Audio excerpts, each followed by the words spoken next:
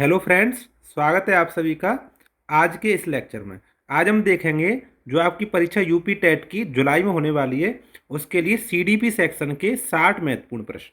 ठीक है, ये प्रश्न लिए गए हैं जो आपकी परीक्षा हुई थी 2019-2018 के पीवाईक्यू से लिए गए हैं। ठीक है, अगर चैनल पर नए हैं, चैनल को सब्सक्राइब कर लीजिए, बेल आइकन को प्रेस कर लीजिए, जिससे सभी वीडियो को नोटिफिकेशन आपको मिलते रहे। ठीक है, चलिए स्टार्ट कर लेते हैं। पहला क्वेश्चन है, मनोविज्ञान शाला उत्तर प्रदेश में कहाँ स्थित है?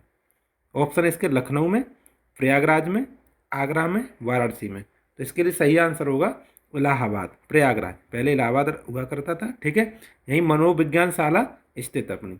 देखो, जो मनोविज्ञान शाला है प्रयागराज में स्थित है, इसकी स्थापना आचार्य नरेंद्र देव समिति की सिफारिश पर 1937 में की गई थी। ठीक है, चलिए नेक्स्ट। जो प्रवृत्ति बाकी सभी से अलग है उसे चुनना है। जो अलग है उसे चुनना है। ठीक है, जैसे लिखा है टीएटी, 16 पीएफ, रेमेन का परीक्षण और ड्रॉयमैन टेस्ट। तो इसमें इसमें जो रेमेन का परीक्षण है ये अशाब्दिक बुद्धि परीक्षण है। बाकी जो तीनों हैं जो व्यक्तित्व परीक्षण है। ठीक है ना, तो इसमें अलग ही पूछा था, तो यही अलग है तीनों से। ठीक है ना, चलिए नेक्स्ट। विकास की पूर्व संक्रियात्मक अवस्था प्री ऑपरेशनल स्टेज किसने दी थी? ऑप्शन है ब्रूनर ने, प्याजे, कोहलवर्ग, स्किनर। तो प्याजे ने इसको 2 से 7 साल के बीच में प्री ऑपरेशनल स्टेज बताई थी, 2 वर्ष से लेकर 7 वर्ष तक। ठीक है, चलिए नेक्स्ट। एमपीपीआई का उपयोग किसके मापन के लिए किया जाता है? जो एमपीपीआई है वो व्यक्तित्व मापन के लिए, सृजनात्मकता के लिए, बुद्धि के लिए, अभिरुचि के लिए। तो एमपीपीआई का उपयोग है वो व्यक्तित्व मापन के लिए किया जाता है। ठीक है, देखो इसको मैं आपको समझाता हूँ। ये जो एमपीपीआई है वो मिनीसोटा मल्टीफेसिक पर्सनैलिटी इन्वेंट्री है ना। ये महत्वपूर्ण क्या है? व्यक्तित्व मापन परीक्षण है। ठीक है, ये व्यक्तित्व के गुणों का मापन करता है। आगे बात समझ में। चलिए नेक्स्ट। अधिगम हेतु निम्न में से क्या सर्वाधिक आवश्यक है? अधिगम मतलब सीखने के लिए। अधिगम का मतलब क्या है? सीखना। सीखने के लिए सबसे ज़्यादा उपयोग क्या है? अभिप्रेरणा। यानी ऑप्शन है प्रेरणा, निर्देशन, परिपक्वता, रुचि। तो इसके लिए सही आंसर होगा प्रेरणा। अभिप्रेरणा सबसे ज़्यादा इंपॉर्टेंट है, आवश्यक है। ठीक है, चलिए नेक्स्ट। शैशवावस्था का समय क्या है? शैशवावस्था, शैशवावस्था का जो समय है वो 0 से 2 वर्ष होता है, मतलब जन्म से 2 वर्ष होता है। तो इसमें देखो जन्म से 2 वर्ष तक। ठीक है, ऑप्शन नंबर सेकंड सही है। चलिए नेक्स्ट। कोलन ने अपने प्रयोग से यह सिद्ध किया कि अधिगम है। अधिगम क्या है? एक ऐसी स्थिति जिसमें व्यक्ति पशु से श्रेष्ठ है। ऐसा तो नहीं है यार, पशु से श्रेष्ठ गलत है। स्वतंत्र क्रिया, देखते हैं। समग्र परिस्थिति का प्रत्यक्षीकरण, ये पॉजिटिव, ये सही हो सकता है। संज्ञानात्मक कार्य है, तो ऑप्शन नंबर सी इसका बिल्कुल सही है। ठीक है, चलिए नेक्स्ट। किसने पाठ योजना की पंचपदी प्रणाली का 5 स्टेप सिस्टम का प्रतिपादन किया? Option J.W. ब्राउन, हर्वर्ट, किलपैट्रिक और ब्लूम। तो जो पंचपदी प्रणाली थी वो हर्वर्ट की थी, यानी ऑप्शन नंबर सेकंड सही होगा। ठीक है, चलो देखो, J.F. हर्वर्ट ने पाठ योजना के लिए पंचपदी प्रणाली प्रस्तुत की थी, जिसमें प्रस्तावना, प्रस्तुतिकरण, तुलना, सामान्यीकरण शामिल है। ठीक है, चलिए नेक्स्ट। निम्नलिखित में से कौन सा सृजनात्मकता से संबंधित नहीं है? नहीं वाला पूछा है। मौलिकता, प्रवाह, मितव्ययिता, उपयोगिता। तो इसमें नहीं वाला पूछा है, तो देखो मौलिकता होती है, प्रवाह भी होता है, मितव्ययिता नहीं होती है। ठीक है ना, ऑप्शन नंबर सी बिल्कुल सही होगा। ठीक है, चलिए नेक्स्ट। युजुत्सा क्या है? तो ये क्या है? एक मूल प्रवृत्ति है ना। इसका जो संवेग होता है वो क्रोध होता है। वो क्या होता है? क्रोध होता है। ठीक है, तो जो मैकडूगल ने 14 प्रकार की मूल प्रवृत्ति बताई, तो उसी में से ये एक होती है, तो ये मूल प्रवृत्ति, ऑप्शन नंबर ए सही होगा। ठीक है, चलिए नेक्स्ट। बालकों के सामाजिक विकास को प्रभावित करने वाले तत्व कौन कौन से हैं? ऑप्शन है आर्थिक तत्व, सामाजिक परिवेशजन्य तत्व, शारीरिक तत्व, वंशानुगत तत्व। जो सामाजिक विकास को प्रभावित करेंगे वो सामाजिक परिवेशजन्य तत्व होंगे, यानी ऑप्शन नंबर सेकंड सही होगा। ठीक है, चलिए नेक्स्ट।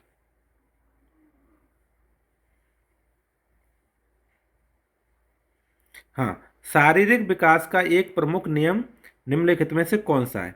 ऑप्शन है मानसिक विकास की भिन्नता का नियम, अनियमितता विकास का नियम, द्रुतगामी विकास का नियम। देखो, कल्पना और संवेगिक विकास के संबंध का नियम। जो द्रुतगामी विकास का नियम है ये शारीरिक विकास से संबंधित है। ठीक है, बच्चों में जो शैशवावस्था होती है उसमें विकास ज़्यादा होता है, किशोरावस्था होती है उसमें विकास ज़्यादा होता है, इसी को हम द्रुतगामी विकास का सिद्धांत कहते हैं। ठीक है, चलिए नेक्स्ट। निम्नलिखित में से कौन सा विकास का सिद्धांत नहीं है? ऑप्शन अनुकूलित प्रत्यावर्तन का सिद्धांत, निरंतर विकास का सिद्धांत, परस्पर संबंध का सिद्धांत, सामान्य प्रतिमान का सिद्धांत। विकास का सिद्धांत नहीं पूछा है, तो ये तीनों विकास के ही सिद्धांत हैं, लेकिन ये है अनुकूलित प्रत्यावर्तन का सिद्धांत, अधिगम का सिद्धांत है। ठीक है, तो नहीं वाला पूछा तो ये वाला ऑप्शन इसके लिए सही हो जाएगा। ठीक, चलिए नेक्स्ट आगे देखो। विकास के परिणाम स्वरूप नई विशेषताएं और नई योग्यताएं प्रकट होती हैं, यह कथन किसने बोला है? नई विशेषताएं नई योग्यताएं, ये हरलॉक का कथन है। ठीक है, ऑप्शन नंबर सेकंड सही होगा। ठीक है, चलिए नेक्स्ट। मूल प्रवृत्तियों को 14 प्रकार से किसने वर्गीकृत किया था? तभी अभी बताया था 14 प्रकार की मूल प्रवृत्तियां, उनके सम्यक 14 बताए थे मैकडूगल ने, यानी ऑप्शन नंबर इसके लिए बी सही होगा। ठीक है, चलिए नेक्स्ट। किसी दूसरी वस्तु की अपेक्षा एक वस्तु पर चेतना केंद्रीकरण, अवधान, ध्यान या केंद्रीकरण, यहाँ पे अवधान, यह कथन किसका है? तो जो ध्यान अवधान लिखा है तो डम्बल लगा देना। ठीक है, ऑप्शन नंबर ए इसका सही होगा। ठीक है, चलिए नेक्स्ट। निम्नलिखित में से कौन सा सीखने के मुख्य नियमों में शामिल नहीं है? सीखने के 3 नियम, जो मुख्य नियम है वो 3 दिए थे और गौण नियम 5 दिए थे। ठीक है, तो उसमें 3 नियम, तत्परता का नियम था, अभ्यास का नियम था और प्रभाव का नियम था। ये जो गौण नियम थे 5, उसमें था बहु अनुक्रिया का सिद्धांत, तो उसने मुख्य नियम नहीं पूछा, तो नहीं वाला यही हो गया, ऑप्शन नंबर सी। ठीक है, चलिए नेक्स्ट। 12 से 16 वर्ष के बच्चों के लिए हिंदी में डॉक्टर एस जलोटा ने कौन सा परीक्षण दिया? तो एस जलोटा का जो परीक्षण है, ऑप्शन है इसके लिए अशाब्दिक बुद्धि परीक्षण, साधारण मानसिक योग्यता परीक्षण, आर्मी अल्फा टेस्ट और चित्रांकन परीक्षण। तो ऑप्शन नंबर इसका ये सही होगा, साधारण मानसिक योग्यता परीक्षण, ये एस जलोटा ने दिया था। ठीक है, चलिए नेक्स्ट।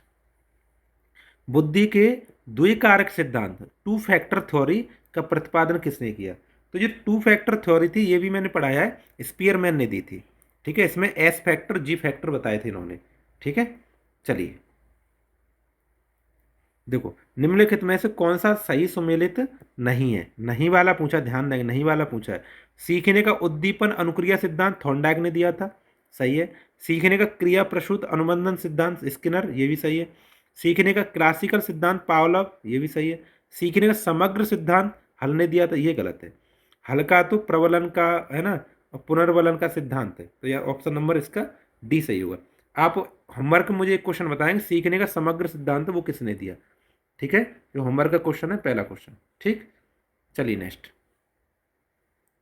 किसके नाम के साथ स्वजनन शास्त्र यानी यूजेनिक्स का नाम जुड़ा है? Option crow and crow, Galton, Ross, Woodworth. इसके लिए स्वजनन शास्त्र के लिए गाल्टन का नाम जुड़ा है, यानी ऑप्शन नंबर सेकंड सही होगा। ठीक है, चलिए नेक्स्ट। ग्रंथियों के आधार पर व्यक्तित्व के विभिन्न प्रकारों की चर्चा किसने की? इसके लिए ऑप्शन है क्रेसमर, कैनन, युंग, स्पेंजर। तो जो व्यक्तित्व की जो ग्रंथियों के आधार पर चर्चा की थी वो है कैनन। इन्होंने अंतरस्रावी ग्रंथियों की हिसाब से व्यक्तित्व का निर्माण बताया था। ठीक है, चलिए नेक्स्ट। असृजनात्मकता मौलिक परिणामों को अभिव्यक्त करने की मानसिक प्रक्रिया है, यह कथन किसका है? सृजनात्मकता मौलिक परिणामों को अभिव्यक्त करने की मानसिक क्षमता पूछी है, तो ये क्रो एंड क्रो की परिभाषा, ये परिभाषाएं जैसी हैं वैसी ही आपको याद करनी पड़ेगी।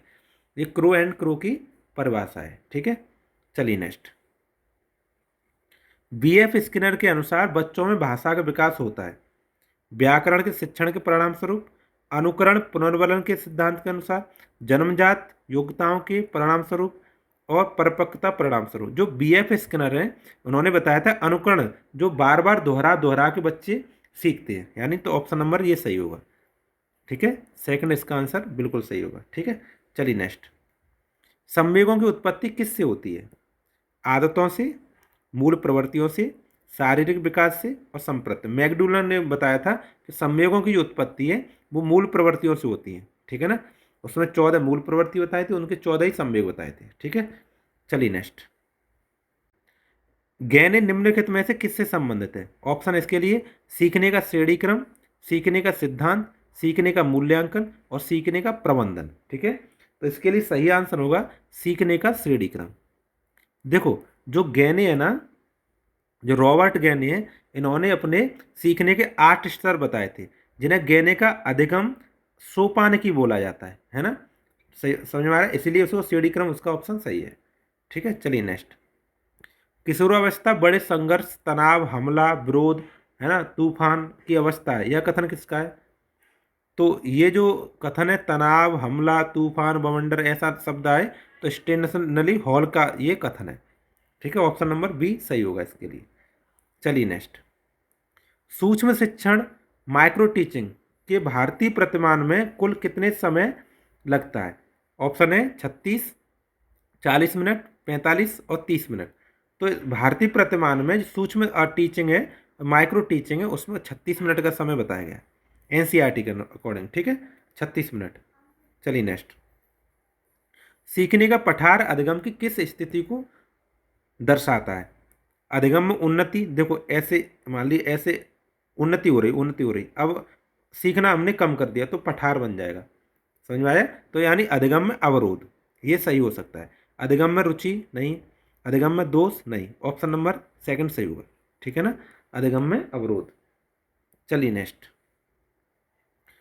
स्कूल का वातावरण बच्चों के लिए किस विकास को सबसे ज़्यादा प्रभावित करता है? मानसिक विकास को स्कूल का वातावरण है, तो समाज को, सामाजिक विकास को, ये सही है। शारीरिक विकास को, संवेगात्मक, सबसे ज़्यादा पूछा है, सबसे ज़्यादा सामाजिक विकास को करता है। वैसे शारीरिक विकास भी होता है, मानसिक विकास भी होता है, सबसे ज़्यादा सामाजिक विकास होता है। ठीक है, चलिए नेक्स्ट। देखो ये 2019 के सेट में जो क्वेश्चंस आए थे वो हमने कर लिए। अब ये क्वेश्चन शुरू हो रहे हैं 2018 के, तो 2019 में 2018 में सारे बहुत सारे क्वेश्चन से वो मेल खा रहे थे। तो मैं आपको बताना चाहता हूँ, तो प्रीवियस ईयर क्वेश्चंस आ जाते हैं, इसलिए मैंने उनको अलग नहीं रखा है, उनको शामिल कर लिया है। आगे कुछ क्वेश्चन वो अलग भी है, कुछ सेम है, तो आपको दोनों को ध्यान से देखना है। ठीक है, कौन कौन से मैच कर रहे हैं, कौन से अलग है, तो आपकी तैयारी भी हो जाएगी। ठीक है, निम्नलिखित में से कौन सा सीखने का नियम नहीं है? देखो अभी बता चुका हूं मैं, ये क्या कहते हैं, तत्परता का नियम है, अभ्यास का नियम है, प्रभाव का नियम है, मुख्य नियमों में तनाव का नियम नहीं है। ठीक है, तो ऑप्शन नंबर ये बी सही होगा। ठीक है, चलिए नेक्स्ट। थोड़ा थोड़ा अंतर है, देखो थोड़ा थोड़ा अंतर है, ज़्यादा अंतर नहीं। हाँ, क्रिया प्रसूत अनुबंधन का सिद्धांत किसने दिया था? तो ऑप्शन है हल, थॉर्नडाइक, पावलोव, स्किनर। तो क्रिया प्रसूत अनुबंधन का सिद्धांत वो स्किनर का है। ठीक है, चलिए नेक्स्ट। अल्बर्ट बांडूरा निम्न में से किस सिद्धांत से संबंधित हैं? ऑप्शन है सामाजिक अधिगम सिद्धांत, व्यवहारात्मक सिद्धांत, संज्ञानात्मक विकास सिद्धांत, मनोलैंगिक विकास सिद्धांत। तो अल्बर्ट बांडूरा हैं, वो सामाजिक अधिगम सिद्धांत से संबंधित है। ठीक है, चलिए नेक्स्ट। मानसिक आयु का विचार सबसे पहले किसने दिया? सबसे पहले की बात चल रही है, मानसिक आयु का विकास विचार सबसे पहले किसने दिया था? थॉर्नडाइक ने, स्पीयरमैन ने, टर्मन ने, बिने साइमन ने। तो सबसे पहले की बात चल रही तो बिने साइमन आंसर होगा। ठीक है ना, उसके बाद टर्मन वगैरह ने, उसने क्या कहते क्वेश्चन को, आईक्यू लेवल को अच्छे से डिफाइन किया था। ठीक है, चलिए नेक्स्ट। निम्न में से कौन सा शारीरिक विकास का एक प्रमुख नियम है?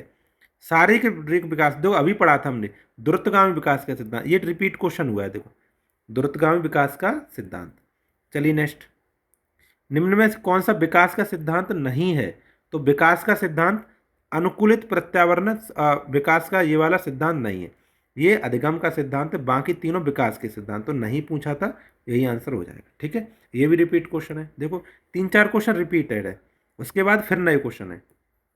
विकास के परिणाम स्वरूप नई विशेषताएं, नई योग्यताएं प्रकट होती हैं, यह कथन किसने दिया था? तो यह कथन दिया था हरलॉक ने। ठीक है, ऑप्शन नंबर बी सही होगा।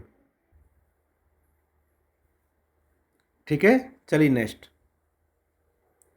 मूल प्रवृत्तियों को 14 प्रकार से किसने वर्गीकृत किया था? देखो पलट के आ गया क्वेश्चन, बस आंसर मैकडूगल ही होगा। ठीक है, अलग टाइप से आ गया है, आंसर यही होगा। ठीक है, चलिए नेक्स्ट। किसी दूसरी वस्तु की अपेक्षा एक वस्तु पर चेतना या अवधान या फिर ध्यान लगाना, या किसका कथन है? तो ये कथन है आपका डमबेल का। किसका है? डमबेल का। ठीक है, ध्यान से इसको याद कर लेना, रिपीटेड क्वेश्चन है ये भी। ठीक है, निम्न में से कौन सा थॉर्नडाइक का अधिगम में मुख्य नियमों में शामिल नहीं है? देखो थोड़ा सा पलट के क्वेश्चन आ गया है। मुख्य नियमों में शामिल नहीं, तो 3 मुख्य नियम दिए थे, उसमें तत्परता का नियम था, अभ्यास का भी नियम था और प्रभाव का भी नियम था। ये 5 गौण नियम दिए थे, उसमें ये बहु अनुक्रिया का सिद्धांत था। ठीक है, तो यही ऑप्शन नहीं के नहीं होगा सही। ठीक है, चलिए नेक्स्ट। 12 वर्ष से 16 वर्ष के बच्चों के लिए हिंदी में एस जलोटा ने कौन सा परीक्षण दिया था? ये भी रिपीटेड क्वेश्चन है, साधारण मानसिक योग्यता परीक्षण। ठीक है ना, चलिए नेक्स्ट।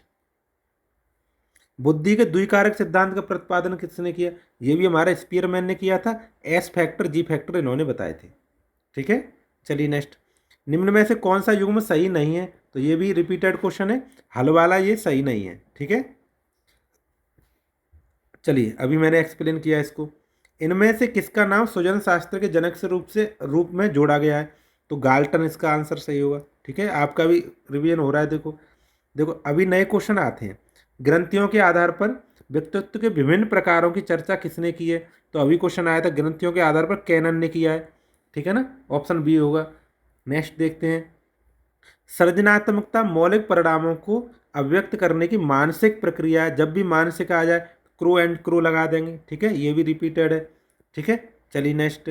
अच्छा अब आगे देखो, अब नए क्वेश्चन आ रहे हैं इसके आगे। ये रिपीटेड क्वेश्चन हो गए, अब नेक्स्ट नए क्वेश्चन है। जो विद्रोह की भावना की प्रवृत्ति निम्न में से किस अवस्था में से संबंधित है? शैशवावस्था, बाल्यावस्था, पूर्व किशोरावस्था और मध्य किशोरावस्था। तो इसमें जो विद्रोह की भावना है, विरोध की भावना है, वो पूर्व किशोरावस्था यानी 12 से 14 वर्ष, 12 से 14 वर्ष के बीच में होती है। ठीक है, ये नया क्वेश्चन है। आगे देखो, सीखने की वह अवस्था जहां अधिगम में कोई उन्नति नहीं होती क्या कहलाती है? तो देखो लौट के प्रश्न आ गया है ना, पलट क्वेश्चन पलट गया, आंसर वही होगा। सीखने का चक्र कहलाएगा, सीखने का पठार कहलाएगा, अवधान कहलाएगा, अधिगम की भूल कहलाएगी। तो सीखने में कोई उन्नति नहीं हो रही, इसका मतलब पठार बनेगा। ठीक है ना, मैंने अभी आपको ग्राफ बनाया था, ये तो उन्नति हो रही है, अब नई उन्नति होगी तो ऐसे बन जाएगा। ठीक है, हाँ चलिए नेक्स्ट। बुद्धि लब्धि निकालने का सूत्र क्या है? तो बुद्धि लब्धि का सूत्र क्या होता है? मानसिक आयु बट्टे में वास्तविक आयु गुणा 100। ऐसा देख लो, मानसिक आयु गुणा वास्तविक नहीं, वास्तविक नहीं, मानसिक आयु भागे वास्तविक आयु गुणा 100, ये सही है। ऑप्शन नंबर सी सही होगा। ठीक है, चलिए नेक्स्ट। प्रयास और भूल के सिद्धांत का प्रतिपादन किसने किया था? तो प्रयास और भूल का सिद्धांत है वो थॉर्नडाइक ने दिया था। ठीक है, चलिए नेक्स्ट। सामान्य मानव कोश में गुणसूत्रों के कितने जोड़े होते हैं? तो गुणसूत्रों के जोड़े पूछा तो 23 जोड़े होते हैं। ठीक है, वैसे 46 होते हैं। ठीक है, 23 जोड़े सही होगा इसके लिए। चलिए नेक्स्ट। क्रिया प्रसूत अनुबंधन का सिद्धांत किसने दिया था? अच्छा, इसका दूसरा नाम पूछा है। क्रिया प्रसूत अनुबंधन का सिद्धांत किसने दिया था, ये आप होमवर्क में मुझे इसमें कमेंट बॉक्स में बताएंगे। दूसरा क्वेश्चन, ये इसका दूसरा नाम क्या था? नैमित्तिक अनुबंधन सिद्धांत था, इसको मैं बता दे रहा हूँ। ठीक है, नैमित्तिक अनुबंधन सिद्धांत। ठीक, चलिए नेक्स्ट। निम्नलिखित में से कौन सी अधिगम की विशेषता नहीं है? नहीं पूछी है। अधिगम व्यवहार में अपेक्षाकृत स्थायी परिवर्तन है, अधिगम प्राणी की वृद्धि है, प्राणी वृद्धि नहीं है, ये हो सकता है, नहीं पूछा है ना। अधिगम एक लक्ष्य उन्मुख प्रक्रिया है, अधिगम का प्रत्यक्षीकरण व्यवहार होता है, तो ये तो सही है। नहीं पूछा तो यही ऑप्शन सही होगा। ठीक है, चलिए नेक्स्ट। अंतर्दृष्टि द्वारा सीखने के सिद्धांत में कोहलर ने किस पर प्रयोग किया था? तो कोहलर ने जो प्रयोग किया वो चिंपैंजी था, यानी ऑप्शन नंबर बी सही होगा। ठीक है, चलिए नेक्स्ट। यह आवश्यक नहीं है कि उच्च बुद्धि लब्धि वाले बच्चे किस में भी उच्च होंगे, किसी में भी उच्च होंगे। किसमें? सृजनात्मकता, अध्ययन, विश्लेषण करने में, अच्छा अंक पाने में। तो ज़्यादा जिसकी बुद्धि लब्धि उच्च है वो जरूरी नहीं है सृजनात्मकता में भी उच्च होगा, यानी लकीर से हटके सोचने में भी ज़्यादा होगा। ठीक है ना, तो ऑप्शन इसका यही सही होगा। चलिए नेक्स्ट। ध्यान को केंद्र करने की आंतरिक दशा क्या है? तो ध्यान को केंद्र करने की आंतरिक दशा है उसको रुचि कहते हैं। उसको क्या कहते हैं? रुचि, यानी ऑप्शन नंबर सी सही होगा इसके लिए। ठीक है, चलिए नेक्स्ट। एक परिस्थिति में सीखा हुआ ज्ञान जब दूसरी परिस्थिति में प्रयोग किया जाता है तो उसे क्या कहते हैं? उसको ज्ञान का स्थानांतरण कहते हैं, यानी सीखने का स्थानांतरण कहेंगे। ठीक है, चलिए नेक्स्ट। अनुभव द्वारा व्यवहार में परिवर्तन अधिगम किसका है ना, यह कथन किसका है? तो इसके लिए ऑप्शन सही होगा गेट्स और अन्य, उसके साथ ही थे, अन्य का मतलब उसके साथ ही थे गेट्स के, उनका है। ठीक है, चलिए नेक्स्ट। सांख्यिकी में यह रेखा चित्र जिसमें आवृत्तियों को स्तंभों में दर्शाया जाता है, ऐसे स्तंभ बनाया जाता है। ठीक है, इनको इसको हिस्टोग्राम बोलते हैं। क्या बोलते हैं? हिस्टोग्राम, यानी स्तंभाकृति बोलेंगे। क्या बोलेंगे? स्तंभाकृति बोलेंगे। ठीक है, चलिए नेक्स्ट। विकास की किस अवस्था में बुद्धि का अधिकतम विकास होता है? शैशवावस्था, बाल्यावस्था, किशोरावस्था, प्रौढ़ावस्था। तो अधिकतम विकास पूछा है तो किशोरावस्था आंसर होगा। ठीक है, देखो इसमें बहुत सारे क्वेश्चन हमें नए मिले, सेकंड पोर्शन में भी बहुत सारे क्वेश्चन नए मिले, कुछ क्वेश्चन रिपीट हो गए थे। इससे आपको पता चलता है कि क्वेश्चन रिपीट भी होते हैं। ठीक है, तो वीडियो आपको कैसे लगी, क्वेश्चंस कैसे लगे आज के? अच्छे क्वेश्चन थे। ठीक है, 60 क्वेश्चन। वीडियो को देखने के लिए आप सभी का धन्यवाद। अगर चैनल पर नए हैं तो चैनल को सब्सक्राइब कर लीजिए, बेल आइकन प्रेस कर लीजिए, सभी वीडियो को नोटिफिकेशन आपको मिलते रहे। ठीक है, धन्यवाद, थैंक यू।